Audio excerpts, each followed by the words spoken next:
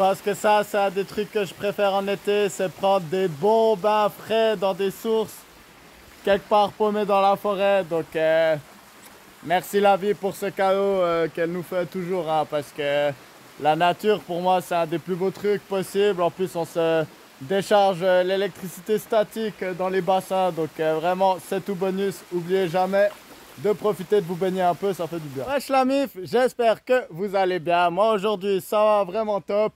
C'est l'été, du coup, forcément, le petit crabe en moi est super content de pouvoir profiter de mes vacances. Donc ça fait vraiment plaisir. Aujourd'hui, je voulais vous retrouver pour parler un petit peu d'astrologie avec vous. Et plus précisément de Mars et Vénus et de leurs fonctions par rapport à l'amour. Et comme je l'ai expliqué dans une autre vidéo, si on veut être un peu plus technique, à la projection de l'anima et de l'animus. C'est-à-dire notre personnalité féminine ou masculine et la personnalité qu'on recherche chez les autres.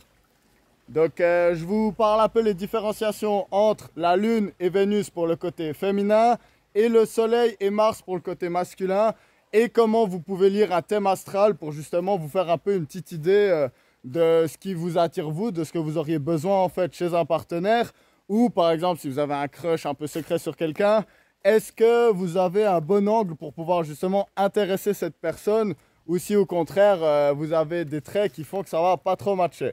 Tout ça c'est dans cette vidéo sans plus attendre. Je vais commencer cette vidéo par vous expliquer qu'est-ce que c'est ma conception du masculin et du féminin ou plutôt des énergies masculines et féminines. J'ai déjà fait pas mal de vidéos sur le sujet que je vais mettre dans la description, mais ça fait jamais de mal de revenir là-dessus, surtout que c'est assez compliqué justement, c'est assez complexe, c'est pas des choses ultra définies, du coup c'est toujours bien un peu d'en reparler. Dans ma conception à moi, qui se base beaucoup sur l'hermétisme normalement, donc un peu la chimie, il y a des énergies masculines et féminines. C'est pas seulement il y a des hommes et des femmes, c'est qu'il y a des énergies qui sont actives pour le masculin et passives pour le féminin. Et d'après moi, et d'après justement l'hermétisme, toute chose dans le cosmos, que ce soit des choses vivantes, inanimées, des étoiles, des trous, etc., ou des atomes, il y a une composante active et une composante passive. Donc il y a une composante masculine et féminine.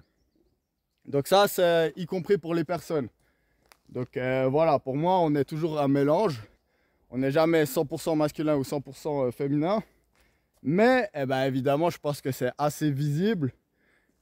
Il y a quand même des gens, il y a un spectre, quoi. Il y a des hommes qui sont très très masculins, il y a des femmes qui sont très très féminines.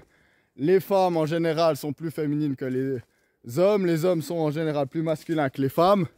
Mais c'est pour ça que je dis que c'est plus complexe, c'est qu'il y a des exceptions. Donc on peut retrouver des hommes qui ont beaucoup d'énergie féminine plutôt passive et des femmes qui vont avoir beaucoup cette énergie yang, cette énergie active. Et voilà, moi je trouve que c'est beau, il y a plein d'exceptions. Les choses, c'est pas autant carré que homme-femme, donc voilà, moi je pense que c'est beaucoup plus complexe que ça. Mais du coup, c'est assez important de parler de ça. Et en astrologie, du coup, dans les planètes personnelles, donc les planètes personnelles, je le rappelle, c'est celles qui bougent le plus vite. Donc il y a le Soleil, la Lune, Mercure, Vénus et Mars. Mercure est neutre, c'est la planète de la communication.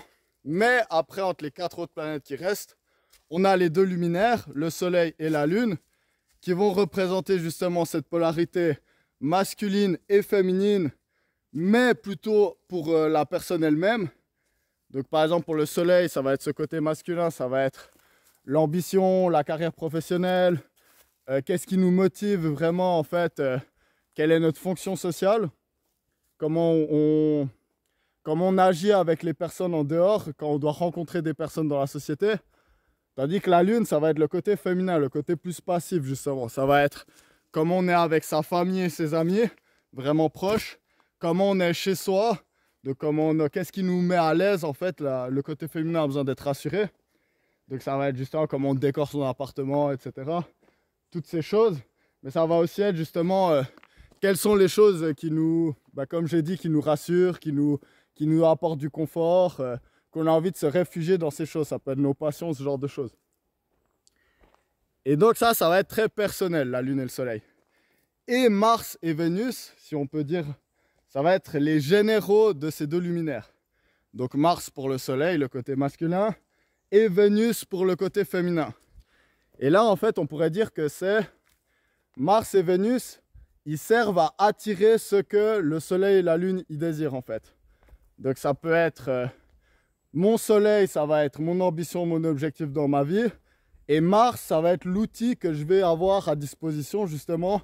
Donc mes capacités techniques, on pourrait dire. Donc pour le travail, par exemple, ça va être des choses très précises sur les capacités qu'on va avoir avec nos mains, avec notre physique, etc.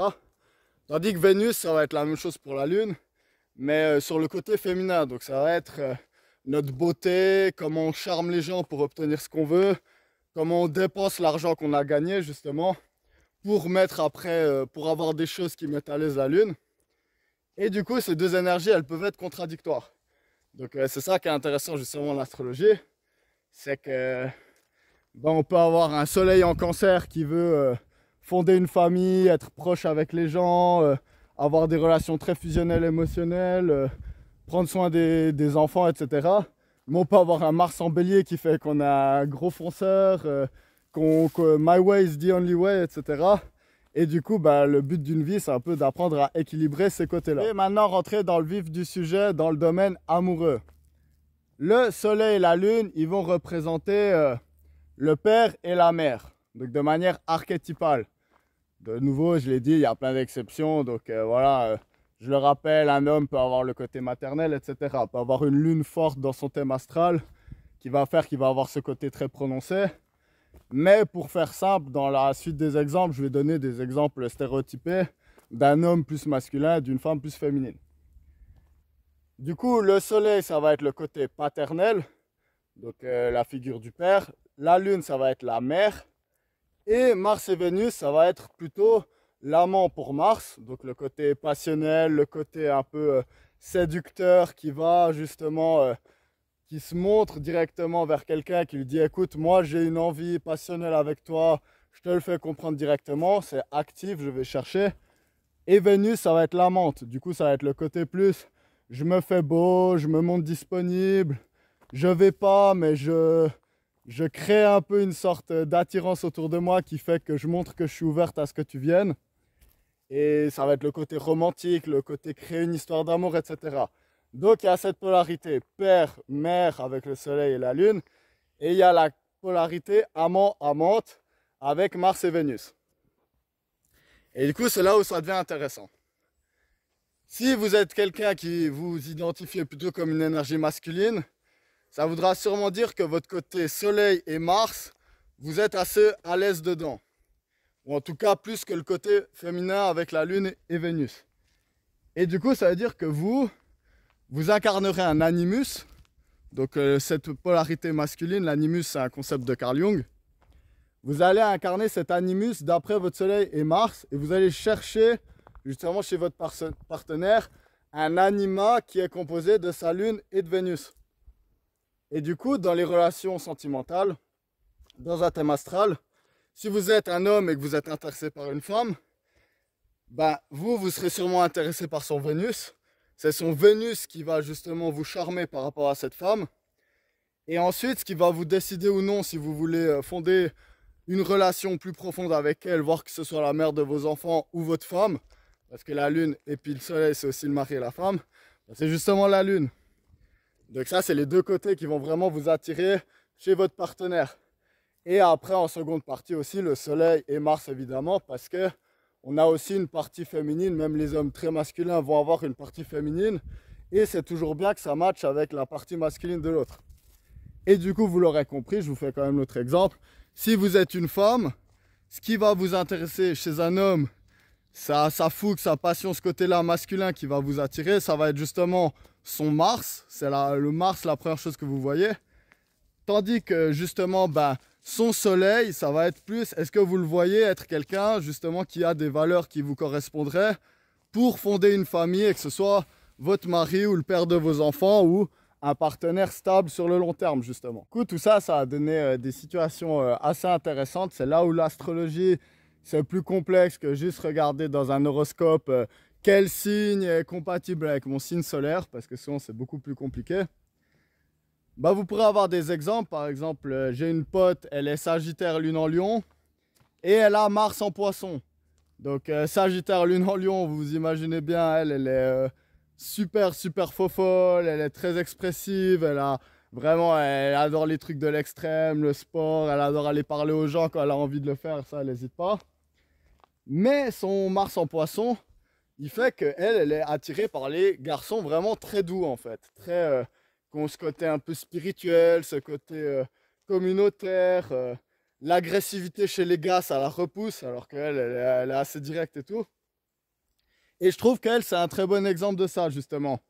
À l'inverse, par exemple aussi j'ai un pote qui est lui Poisson justement, et il a Vénus avec la Lune en Capricorne, donc il a ce côté très posé, très sérieux, très tranquille, très chill, pas du tout agressif et tout. Mais il a Vénus en Bélier, qui fait que lui, vraiment, ce qu'il adore chez les femmes, c'est les femmes très fougueuses. C'est les femmes qui s'habillent très sexy, qui montrent beaucoup de disponibilité, on va dire, justement. Et puis qui sont pas du tout timides. C'est assez intéressant parce que lui, il est plutôt dans l'autre opposé, justement. Et ça, c'est un truc qu'il faut comprendre, c'est la beauté de l'astrologie. C'est que souvent, les choses vont dépendre de ça. Maintenant, forcément, ça va pas être que le signe. Donc, si je prends l'exemple de ma pote qui a Mars en Poisson, bah, elle va être attirée par les gars qui sont émotionnels, doux, sensibles, proches de leur famille. Bah, il y a de fortes chances qu'elle soit aussi intéressée par un homme Cancer, par exemple. Tout comme mon pote qui est Poisson avec la Vénus en Bélier, il pourrait très bien être super intéressé par une fille qui a son soleil en Lion ou sa lune en Lion, justement, qui montre ce côté féminin fort avec le feu. Donc souvent, vous pouvez aller dans le détail, donc de regarder le signe précis, mais souvent, ce qui sera plus simple, c'est regarder l'élément. Donc si la fille elle a Mars en feu, c'est sûrement qu'elle va aimer les qualités feu chez un homme en particulier. Donc vous pouvez exposer ses qualités feu. Et pareil, un homme qui aurait Vénus dans un signe d'air, par exemple, bah, ça veut sûrement dire qu'il aime des femmes pétillantes, qui aiment la conversation, avoir des grands cercles sociaux, etc. Donc ça, c'est pour vous faire une idée, il ne faut pas être fermé sur le signe. Donc ça va être les qualités qui sont recherchées plus que l'énergie en elle-même, on va dire. Quelque chose d'intéressant à savoir, c'est par rapport à l'ascendant. Donc l'ascendant, je le rappelle, c'est beaucoup le paraître, la première impression qu'on donne, comment les gens nous perçoivent quand ils ne nous connaissent pas. Et du coup, l'ascendant, ça peut être un facteur de coup de foudre. Parce que, bah, par exemple, si on a une femme qui a Mars en Scorpion, un homme qui a ascendant Scorpion, sa première impression qu'il va donner à la femme, c'est justement ce côté Scorpion. Et du coup, la femme, elle pourrait être extrêmement attirée par lui. Bah déjà, en plus, parce qu'il est ascendant Scorpion, donc forcément, il a le cheat code du Scorpion pour séduire les femmes, ça c'est clair. Et les hommes aussi, ça pourrait aller dans l'autre sens, il n'y a pas de souci. Mais du coup, voilà, l'ascendant, c'est très intéressant par rapport à ce côté coup de foudre. Par contre, ce qu'il faut comprendre, c'est que si par exemple, je donne un exemple, vous êtes un Gémeaux ascendant Scorpion avec la Lune en Sagittaire. Je crois que j'ai un pote qui a ça. Shout out à toi, Samy, si tu regardes ça. Si vous êtes comme ça, bah, peut-être vous allez justement dégager ce Scorpion. Et du coup, une femme qui a Mars en Scorpion, elle va rechercher ce côté-là. Mais peut-être que vous n'aurez pas grand-chose de Scorpion dans votre thème. Ce qui va faire qu'en fait, une fois qu'elle va vous connaître, il y avait ce côté mystérieux, ce côté un peu magnétique, passionnel qui l'intéressait beaucoup. Mais après, elle apprend à vous connaître et remarque qu'en fait, bah, vous êtes un Gémeaux, que vous avez des autres qualités, que vous êtes expressif, communicant, mais que du coup, vous n'êtes pas hyper passionnel émotionnellement, on va dire. Et puis que vous n'êtes pas très mystérieux non plus. Le Gémeaux, il n'est pas super mystérieux. Et du coup, ça pourrait créer des déceptions à ce niveau-là. Ensuite, il y a la maison 7, je le rappelle, en face de l'ascendant. Ça va être aussi un facteur très important. Donc, pour les partenaires, donc, quel que soit votre Mars et votre Vénus, quelqu'un qui aura une de ces deux planètes, selon ce que vous recherchez, dans votre maison 7, donc en face de votre ascendant. D'ailleurs, c'est pareil pour le Soleil et la Lune, mais c'est d'autant plus fort pour Mars et Vénus. Ça va être quelqu'un qui va justement vous attirer beaucoup, mais une fois que vous la connaîtrez plus. Ça va être quelqu'un avec qui la relation, vous aurez l'impression, oh là, je me pète la gueule, que c'est quelque chose que vous cherchez. Donc voilà, avec les informations que je vous ai données, je pense que vous pourrez pas mal vous amuser. Donc que ce soit pour comprendre votre propre thème astral. Donc ça va être très important de vraiment analyser quels sont les aspects qui sont formés entre les 4 planètes que j'ai parlé, plus les autres, parce que c'est ce qui vient encore rajouter de la complexité quand on rajoute les aspects à Jupiter, Saturne, etc. Ça qui est intéressant en astrologie, c'est que ça va beaucoup plus loin que ce qu'il y a dans les horoscopes de journaux, hein. Et du coup, je vous invite à regarder ça justement, donc vous pourrez voir des choses assez intéressantes.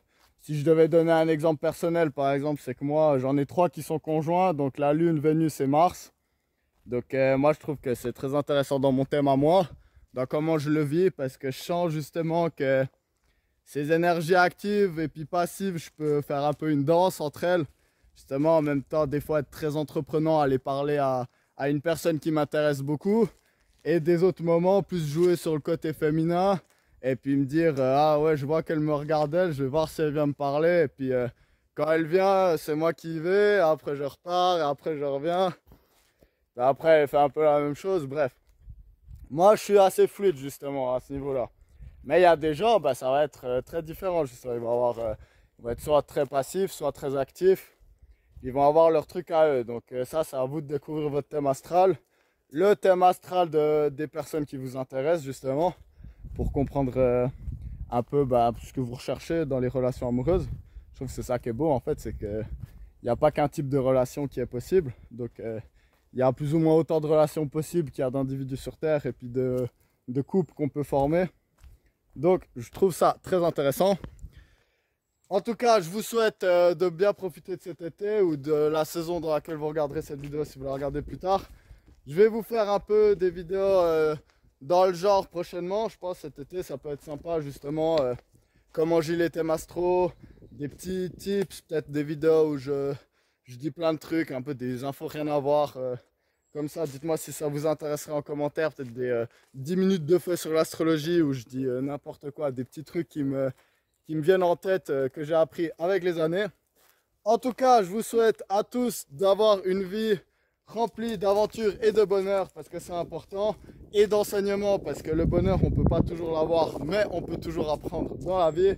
Donc je vous fais plein de bisous et je vous souhaite tout le bonheur du monde.